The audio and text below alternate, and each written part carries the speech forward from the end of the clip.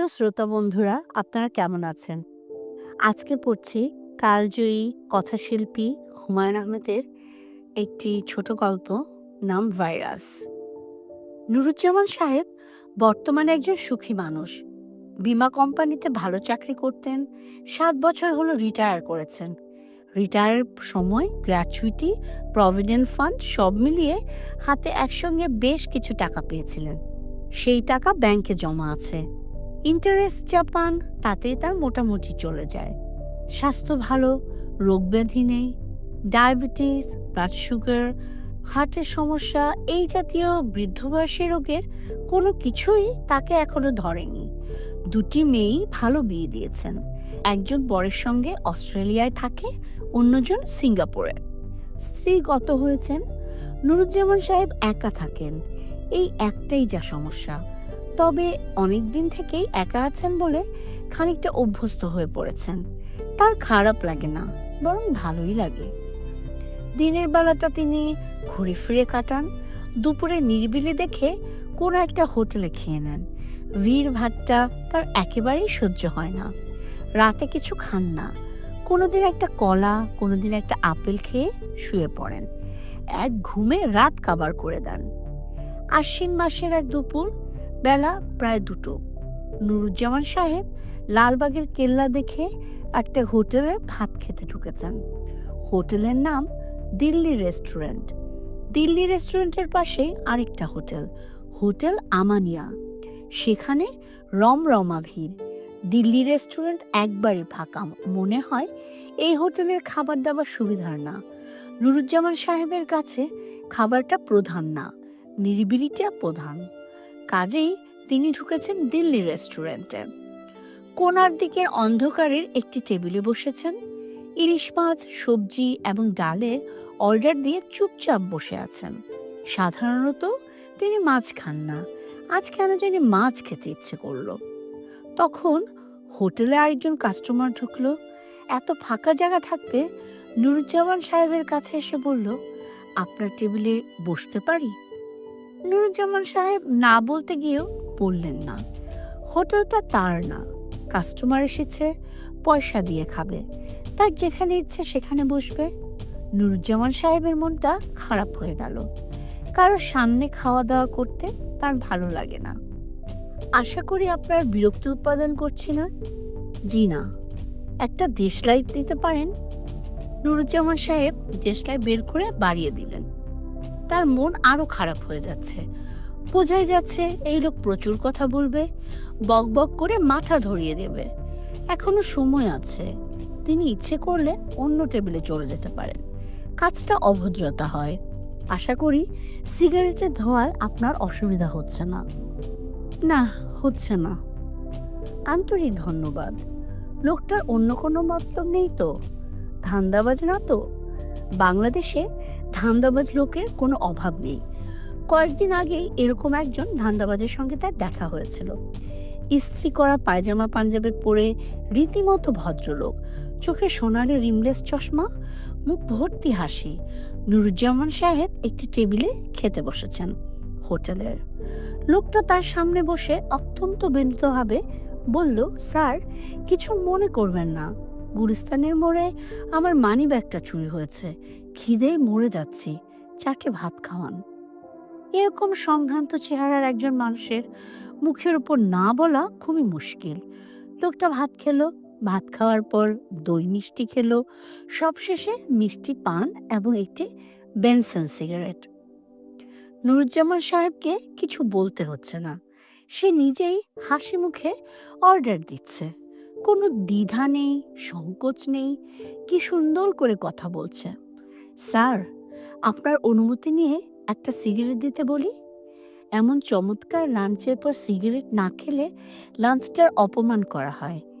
এই বেয়ারা, একটা বেনসন নিয়ে এসো। দেখে শুনে আনবে, ড্যাম্প যেন না হয়। ড্যাম্প হলে থাবড়া খাবি। এই লোকও সেরকম কেউ না তো? নুরুজ্জামান আর চোখে তাকালেন। সেরকমই তো মনে হচ্ছে। অন্ধকার কোণায় এসে বসেছে, চোখে সানগ্লাস। চোখ থেকে সানগ্লাস খোলেনি। একবার রিডার্স ডাইজেস্টে পড়েছিলেন, যারা সহজে সানগ্লাস খুলতে চায় না তাদের ভেতর সমস্যা থাকে। লোকটা পোশাকে আশাকে ভালো। খয়েরি রঙের হাফ হাওয়াই শার্ট, সাদা প্যান্ট, সাদা প্যান্টের সঙ্গে মিলিয়ে ধবধবে সাদা চামড়ার জুতা। বিদেশি জুতা নিশ্চয়ই। সিগারেট যে খাচ্ছে, দামি সিগারেটই খাচ্ছে। সুন্দর গন্ধ আসছে, সস্তা সিগারেটের দম আটকানো গন্ধ না। সিগারেট বের করেছে সিগারেট কেস থেকে। আজকাল অবশ্যই কেউ সিগারেট কেস ব্যবহার করে না। লোকটা সিগারেট কেস নুরুজ্জামান সাহেবের দিকে বাড়িয়ে দিল। নিচু গলায় বলল, আপনি কি সিগারেট খাবেন? নুরুজ্জামান বিরক্ত মুখে বললেন, জি না, আমি ভাত খাবো। ভাতের অর্ডার দিয়েছি। ভাত চলে এসেছে, সুন্দর সরু চালের ভাত। হোটেলে খাবার একটাই সুবিধা, হোটেলে তরকারি যেমনই রাঁধুক, ভাত ভালো রাঁধে। বাড়ির ভাত কখনো এরকম হয় না। কোনো কোনো দিন চাল চাল থাকে, কখনো নরম কাদার মতো। এই জন্যই তিনি বাড়িতে খাওয়া দাওয়ার পাট চুকিয়ে দিয়েছেন। স্যার, আপনি কি আমার উপস্থিতিতে বিরক্তি বোধ করছেন? নুরুজ্জামান হ্যাঁ না কিছুই বললেন না। সবজি দিয়ে ভাত মাখতে লাগলেন। সবজির চেহারা দেখতে ভালো, খেতে কেমন কে জানে।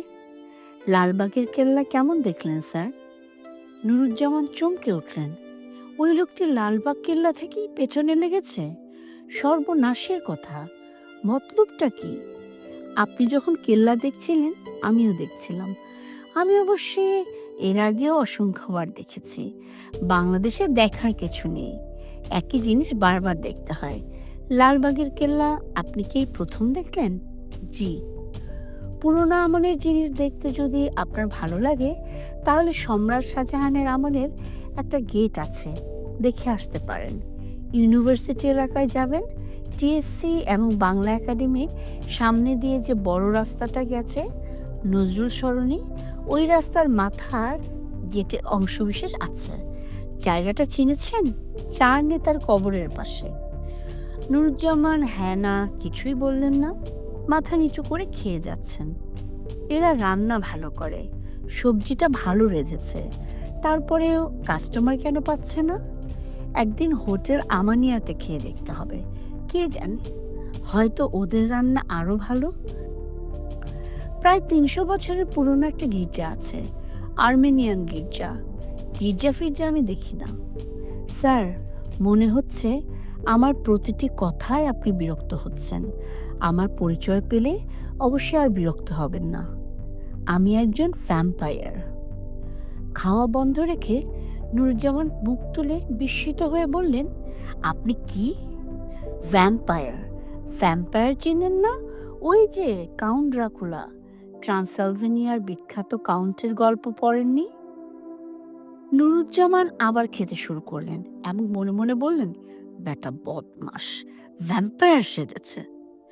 আপনার মুখের ভঙ্গি দেখে মনে হচ্ছে আপনি বিশ্বাস করতে পারছেন না। না পারারই কথা। ভ্যাম্পায়ার কি সেই সম্পর্কে আমাদের কোনো ধারণা নেই। গল্পের বই, সিনেমা থেকে আহরিত জ্ঞানের সবই ভুল। তাই বুঝি? জি তাই। লোকজ বিশ্বাস হচ্ছে ভ্যাম্পায়ার রাতে মানুষের রক্ত খেয়ে বেড়াবে, দিনে কফিনের ভেতর শুয়ে থাকবে, কারণ রোদ গায়ে লাগা মানে তাদের মৃত্যু। আমাকে দেখুন, দিনে ঘুরে বেড়াচ্ছি, তাই তো দেখছি। শুধু চোখগুলো প্রোটেক্ট করতে হয়, চোখে রোদ লাগানো যায় না। এই জন্যই সানগ্লাস। ঠিক ধরেছেন।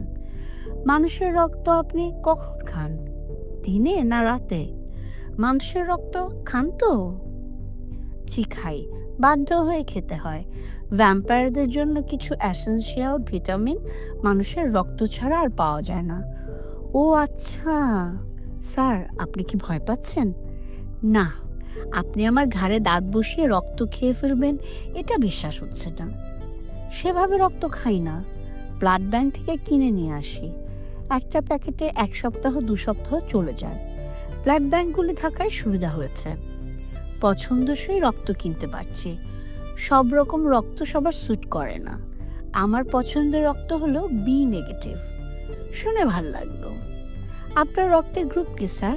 জানি না রক্তের গ্রুপ কি, পরীক্ষা করায়নি। পরীক্ষা করিয়ে রাখা ভালো।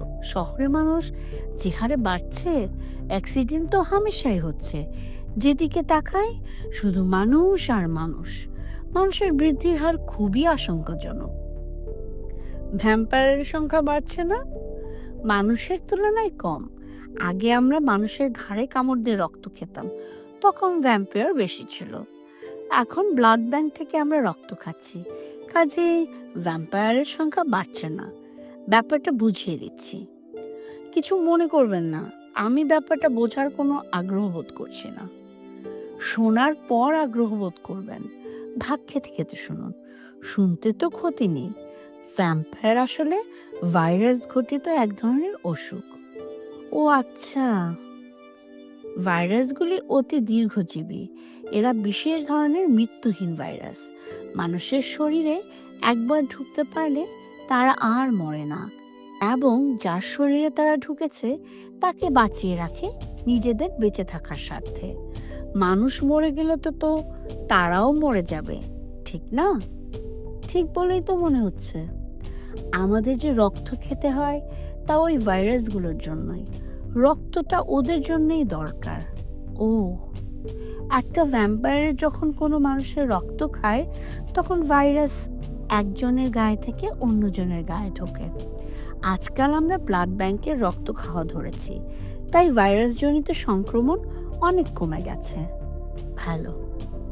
তবে একেবারেই যে নেই তাও না। হঠাৎ হঠাৎ অনেকের সঙ্গে দেখা হয়ে যায় যারা আসলে ভ্যাম্পায়ার।